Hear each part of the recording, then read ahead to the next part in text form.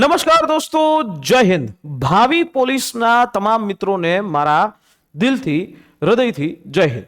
દોસ્તો, આવનારા સમયની અંદર ધીમે ધીમે હવે પોલીસની ભરતીનું ફોર્મ ભરાવાનો સમય પૂરો થઈ રહ્યો છે અને ત્યારે રનિંગની તારીખ પણ ઓલમોસ્ટ જાહેર કરી દીધી એવું માનવાનું છે. 15 તારીખથી તમારું 15મી જાન્યુઆરીથી રનિંગ છે એ શરૂઆત થઈ રહ્યું છે. પોલીસ કોન્સ્ટેબલ અને પોલીસ સબ ઇન્સ્પેક્ટર આ બંને વચ્ચેની એક કમ્પેરિઝન કરીએ કે જેથી એ તમને ખબર પડે કે આ બંને પોસ્ટની અંદર શું એવો ચેલેન્જીસ છે, શું એની પગારમાં કમ્પેરિઝન છે, શું પગાર કોનો વધારે છે. ઓબ્વિયસલી વાત છે કે પીએસઆઈનો પગાર વધારે હોવાનો છે, પણ બંનેના જે કરિયર ગ્રોથ, એના સત્તાઓ, એનું પ્રમોશન, આ બધી વસ્તુઓ છે જે આપણે જાણીએ કે જેથી કરીને આપણને આ પીએસઆઈમાં મહેનત કરવી કે કોન્સ્ટેબલમાં મહેનત કરવી, તમારું સપનું છે એ સાકાર કરવા માટે થોડીક હેલ્પ મળી શકે. તો તમને ખ્યાલ છે એ મુજબ કે 3જી તારીખથી 3જી ડિસેમ્બરથી ફોર્મ ભરાવાના શરૂ થઈ ચૂક્યા છે અને છેક આ 23/12 સુધી ફોર્મ ભરાશે. 23/12 રાતના 12 વાગ્યા સુધી. ભરતીની વાત કરીએ તો આ વખતે 13,591 જેવી જગ્યા છે. એટલે 13,500 કરતાં પણ વધારે પોસ્ટ ઉપર જગ્યા છે. પીએસઆઈની સાથે જે આર્મ અને અનાર્મ્ડ અને જેલર ગ્રુપ 2 એટલે કે આ રીતે પોસ્ટ છે. આની અંદર જોવા જાવ તો એલઆરડીમાં તમને 12 પાસ વાળા મિત્રો અરજી કરી શકે છે અને પીએસઆઈમાં ગ્રેજ્યુએશન વાળા અરજી કરી શકે છે. તો હવે મેઇન મુદ્દો કે પોલીસ સબ ઇન્સ્પેક્ટર પીએસઆઈ અને કોન્સ્ટેબલ આ બેની વચ્ચેની એક તુલના કરીએ, એક કમ્પેરિઝન કરીએ. કોન્સ્ટેબલ છે જેને આપણે લોકરક્ષક દળની પોસ્ટ કહેવાય અને પીએસઆઈ છે તો એ પોલીસ સબ ઇન્સ્પેક્ટરની પોસ્ટ, જેમાં પીએસઆઈ છે એ સુપર ક્લાસ 3 કહી શકાય. બરાબર. જ્યારે અહીંયા કોન્સ્ટેબલ હોય તો એને અધિકારી તરીકેનો દરજ્જો ન હોય, પણ પીએસઆઈને અધિકારી તરીકેનો દરજ્જો હોય. ઓકે, હવે સીધી વાત પગાર ઉપર, કારણ કે આપણે બધા લોકો છે એ સેવા કરીએ છીએ, પણ સેવાના નામ ઉપર આપણે પગાર તો જોઈએ. ઘર ચલાવવા માટે પગાર જોઈએ, પૈસા જોઈએ, બંનેનો પગાર આપણે જોઈએ. સૌથી પહેલા તો અત્યારે હાલ કે તમામ જે કોન્સ્ટેબલના મિત્રો છે એ બધાને 5 વર્ષ સુધી, કેટલા વર્ષ સુધી? 5 વર્ષ સુધી 26,000 રૂપિયા દર મહિને મળશે. 26,000 રૂપિયા મહિને અને 5 વર્ષ સુધી મળશે.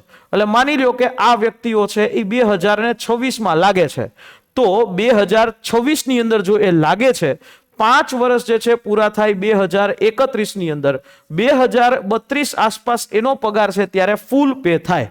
2029ની અંદર જે 8મું પગાર પંચ લાગુ થઈ જશે, ઓલરેડી લાગુ 2026થી થશે, પણ બધાને મળશે ત્યારે 2029માં. તો અહીંયા રાજ્ય સરકાર પણ આ જ રીતે ચાલશે. 2032ની અંદર જ્યારે એ લોકો ફૂલ પેમાં આવશે ત્યારે 8મું પગાર પંચ લાગુ થઈ ગયો છે. અત્યારે આપણે જે હકીકત છે એને સમજીએ. જો કોન્સ્ટેબલ હોય અને કાયમી હોય તો એ કોન્સ્ટેબલને લેવલ 3નું પે આઉટ મળે. આની બેઝિક સેલરી થાય, ડીએ એડ થાય, એચઆરએ એડ થાય, અલાઉન્સીસ એડ થાય. તો અહીંયાથી આટલા જે છે શરૂઆતની અંદર એના પાસે હાથમાં આવે. પણ અત્યારે 5 વર્ષ સુધી ફિક્સેશન છે અને 5 વર્ષ સુધી ફિક્સ પગાર ધોરણની અંદર 26,000 રૂપિયામાં એને કામ કરવાનું રહેશે. રહી વાત પીએસઆઈની. પીએસઆઈને અત્યારે નવી ભરતીની ચોક્કસથી નોટિફિકેશનની અંદર 49,600 રૂપિયા દર મહિને છે. બરાબર. દર મહિને 49,600 રૂપિયાનો પગાર પીએસઆઈને અત્યારે 5 વર્ષ સુધી એ ફિક્સ કરી દેવામાં આવ્યો છે. કેટલા વર્ષ સુધી? 5 વર્ષ સુધી આ પગાર ફિક્સ છે. ક્લિયર? પીએસઆઈને જો કોન્સ્ટેબલમાં લેવલ 3નો પગાર હોય તો અહીંયા જો એ ફૂલ પેમાં આવે તો અહીંયા લેવલ 6નો પગાર થાય. આ એનો બેઝિક સેલરી 7મા પગાર પંચ મુજબ અને આ એનો ઇન હેન્ડ સેલરી છે એ હોય. તો ચોક્કસથી છે કોન્સ્ટેબલ કરતા પીએસઆઈનો પગાર એ ઊંચો જ હોવાનો છે. પણ હવે એની સામે જવાબદારી અને પાવર છે એ પણ સમજીએ. સૌથી પહેલા કોન્સ્ટેબલ છે તો એફઆઈઆર લખવાની સત્તા એવી હોય નહીં. બીજી વાત, ઇન્વેસ્ટિગેશન પણ એવી રીતે કરે નહીં, મદદરૂપ કરે. મદદરૂપમાં એ આવે. આદેશોનું એને પાલન કરવાનું હોય. પીએસઆઈ જે આદેશ આપે કે પીઆઈ આદેશ આપે એનું એને પાલન કરવાનું હોય. One type of ground level duty કહેવામાં આવે. કોઈ પ્રધાનમંત્રી સાહેબ આવે છે, રાષ્ટ્રપતિ સાહેબ આવે છે, વીવીઆઈપીસ છે, તો એના માટે બંદોબસ્તની અંદર કામ કરવાનું હોય છે.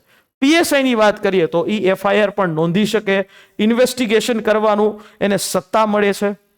એને પોતાને એક નાનકડી ટીમ આપવામાં આવે, ટીમને કમાન્ડ કરવાની એને સત્તા આપવામાં આવે. એની નીચે એએસઆઈ હોય, એએસઆઈની સાથે હેડ કોન્સ્ટેબલ હોય અને એની નીચે છે એ કોન્સ્ટેબલ આવે. તો આવી રીતે એક ટીમ હોય, એ ટીમને લીડ કરી શકે, ઇન્વેસ્ટિગેશન કરી શકે અને આ રીતે એક પ્રકારની નિર્ણાયક ભૂમિકા છે એ બજાવતો હોય.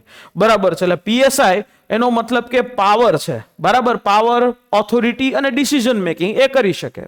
ઓકે, હવે વાંધો પ્રમોશન ઉપર. કરિયર ગ્રોથ શું છે?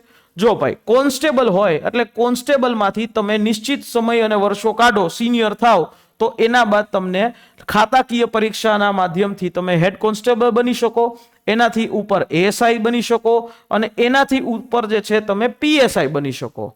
આ રીતે તમે પીએસઆઈ બનવાનો તમને મોકો છે એ વધુ આવે. બરાબર, પણ અહીંયાથી અહીંયા પહોંચવાની અંદર સમય થોડો વધારે લાગે અને અહીંયા પછી અલગ અલગ ખાતાકીય પરીક્ષા, 2 વખત તો ખાતાકીય પરીક્ષા આવી જાય. તો આ રીતે તમને ત્યાં પહોંચવામાં, પીએસઆઈ સુધી પહોંચવામાં થોડો વાર લાગે. પણ પીએસઆઈ ની અંદર વાત કરીએ તો એમાં કરિયર ગ્રોથ એ ખૂબ સારો છે, પ્રમોશન થવાના ચાન્સીસ ખૂબ સારા છે. જેમ કે પીએસઆઈ હોય તો એમાં તમે જુઓ, પીઆઈમાં સીધા તમે જઈ શકો ખાતાકીય આપીને, એના પછી ડીવાયએસપીમાં જઈ શકો, એના પછી એએસપીમાં પણ જઈ શકો. જીપીએસસીનું પ્રમોશન તમે ખાતાકીય પ્રમોશન લઈ અને આ વસ્તુ કરી શકો. તો પીએસઆઈની અંદર તમારા કેસીસ, તમારો ટ્રેક રેકોર્ડ અને આના કારણે ગ્રોથ થવાનો ચાન્સીસ એ ખૂબ વધારે છે. અહીંયા તમને અધિકારી એ ઓલરેડી છો અને સ્ટાર તમારા ખભા ઉપર વધારવાનો ચાન્સીસ તમને ખૂબ વધારે મળે. બરાબર, એટલે પ્રમોશનની જે સ્પીડની વાત કરીએ તો સૌથી પહેલું પ્રમોશન કોન્સ્ટેબલ હોય તો 8 થી 10, 12 વર્ષે થાય. પીએસઆઈ નું પ્રમોશન છે 5 થી 7 વર્ષે થાય અને ઉપર લગી પહોંચવાનું જે છે સમય થોડોક ધીમો છે, અહીંયા થોડોક વધારે છે. બરાબર, અહીંયા જે છે થોડોક વધારે છે. પોસ્ટિંગ ઉપર વાત કરીએ તો કોન્સ્ટેબલને મોટા ભાગે પોલીસ સ્ટેશન હોય, ટ્રાફિક બ્રાન્ચમાં હોય, બંદોબસ્તની અંદર છે એની અંદર રાખવામાં આવે અને ગમે ત્યારે છે તમને જોબમાં બોલાવી શકે છે. કારણ કે તમે પીએસઆઈ નોકરીમાં, પોલીસ એટલે કે ફોર્સિસની અંદર આવો છો તો ત્યારે તમારે ગમે ત્યારે, તમને એ રાત્રે પણ ગમે ત્યારે જરૂર પડે ત્યારે સરકાર શ્રી છે બોલાવી શકે. પીએસઆઈ ની અંદર આ વાત આવે તો એ એક સ્ટેશનનો ચાર્જમાં હોય, ઇન્ચાર્જમાં હોય. એ સીઆઈડી ક્રાઇમ બ્રાન્ચમાં પણ હોઈ શકે, સ્પેશિયલ યુનિટ્સમાં પણ હોઈ શકે. તો એનું જે સોશિયલ સ્ટેટસ છે પીએસઆઈ, તો એનું થોડુંક ઊંચું છે. બરાબર છે, 2 સ્ટાર છે ને. અને તમારી સાથે તમારા મા બાપ છે એ કોઈ જગ્યાએ જાય અને એ ધારો કે કોઈ પ્રસંગમાં જતા હોય તો એમ કહેવામાં આવે કે આ ઓલા પીએસઆઈ સાહેબ છે, એમના મા બાપ છે, એટલે પીએસઆઈ સાહેબ તરીકે બોલાવે. થોડુંક ઋતબો છે, માન, મોભો ને ઋતબો એ પીએસઆઈ નો થોડોક વધારે છે. પણ ક્વોલિફિકેશનની વાત કરીએ તો કોન્સ્ટેબલ છે 12 પાસ ઉપર હોય અને પીએસઆઈ છે એ ગ્રેજ્યુએશન ઉપર હોય. પીએસઆઈ નું લેવલ છે એ થોડુંક હાર્ડ હોય, અહીંયા કોન્સ્ટેબલ નું લેવલ છે એ થોડુંક મીડિયમ હોય. પીએસઆઈ ની અંદર પરીક્ષા 300 માર્કની આવે, કોન્સ્ટેબલની અંદર પરીક્ષા 200 માર્કની આવે. પીએસઆઈ ની અંદર એમસીક્યુ પ્લસ ડિસ્ક્રિપ્ટિવ આવે, કોન્સ્ટેબલની અંદર ખાલી એમસીક્યુ આવે. તો હવે અહીંયા પસંદ તમારે શું કરવું જોઈએ? કોન્સ્ટેબલ, જો તમે ખાલી જોબ સિક્યોરિટી ઈચ્છો છો, તમે ગ્રાઉન્ડ લેવલ શાંતિથી નોકરી કરવા ઈચ્છો છો, તમને એવા ચેલેન્જીસ લેવા નથી, તમે ઓછા અભ્યાસની અંદર તરત જ અત્યારે પોલીસમાં જોડાવા ઈચ્છો છો, 12 પાસ છો અને સીધી ખાખી પહેરવી છે, તો તમારે ચોક્કસથી અહીંયા કોન્સ્ટેબલ સિલેક્ટ કરવું જોઈએ. પણ જો તમે એક લીડર બનવા ઈચ્છો છો, જો તમારે પાવર જોઈએ છે, સ્ટેટસ જોઈએ છે, તમારે અહીંયા કરિયર સારું જોઈએ છે, તો તમે પીએસઆઈ ની અંદર મહેનત પણ કરી શકો છો અને મહેનત કરવી જ જોઈએ. બરાબર છે. અંતિમ રીતે વાત કરીએ તો કોન્સ્ટેબલની અંદર વધારે સુરક્ષિત નોકરી કહેવાય, ગ્રાઉન્ડ ડ્યુટી છે એટલા માટે. જ્યારે પીએસઆઈમાં પાવર એ મળે, સેલરી એ મળે, પ્રમોશન એ સારું મળે અને સ્ટેટસ એ સારું મળે. તો જો તમે ગ્રેજ્યુએટ હોય તો તમારે ચોક્કસથી કોન્સ્ટેબલની જગ્યાએ પીએસઆઈની તૈયારી કરવી જોઈએ. પીએસઆઈની તૈયારી કરો એટલે કોન્સ્ટેબલની તૈયારી ઓટોમેટિકલી થઈ જશે દોસ્તો. તો ને જો તમે અત્યારે હાલ 15મી જાન્યુઆરીએ રનિંગ જે શરૂઆત થવાનું છે અને તમે તમારી રીતે સેલ્ફમાં દોડતા હોય અને તમે રાજકોટ અથવા તો આસપાસના વિસ્તારોમાં રહેતા હોય તો લક્ષ્યમ એકેડેમી દ્વારા સૌરાષ્ટ્ર યુનિવર્સિટીના ગ્રાઉન્ડ ઉપર તમારા માટે આખી 1 મહિના સુધી ફ્રીમાં કોચિંગ રનિંગ માટેનું આયોજન કરેલું છે. તમારે સિમ્પલી એક હેલ્પલાઇન નંબર ઉપર તમારું નામ નંબર રજીસ્ટર કરી અને સવારના 6 વાગે અને સાંજના 5:30 વાગે પહોંચી જવાનું છે. તમને અમારા કોચ ટ્રેન કરશે, ડાયટથી લઈ પગનો દુખાવો કેવી રીતે દૂર કરવો, ઇન્જરી થાય તો શું કરવું જોઈએ, શું ન કરવું જોઈએ, દોડતી વખતે, દોડના પહેલા અને દોડ પછી, આ બધી વસ્તુનું તમને ટેકનિકલ નોલેજ છે એ પણ આપવામાં આવશે, જેથી તમારું જે રનિંગ છે એ ટાઈમ લિમિટમાં આવી જાય. બરાબર, ટાઈમ લિમિટ જે છે ને એની અંદર લઈ આવવા માટે આ મહેનત અમે તમારા માટે કરીએ છીએ. અને જો ઈચ્છો છો જોડાવા માટે તો આ હેલ્પલાઇન નંબર છે એના ઉપર કોલ કરી અને જોડાઈ જો. ફ્રીમાં છે, ફ્રી રજીસ્ટ્રેશન કરવાનું છે અને આવી જવાનું છે. બરાબર, અને જો અત્યારથી તમે લેખિત પરીક્ષાની તૈયારી કરશો, રિવિઝન કરવા માટે ભરપૂર સમય મળશે અને સિલેક્શન 110% પાકું કરવું હોય તો જોડાઈ જજો અમારા કોર્સિસની અંદર, જેમાં લેખિતની પરીક્ષાની તૈયારી અત્યારથી જ અમે શરૂ કરી દીધી છે.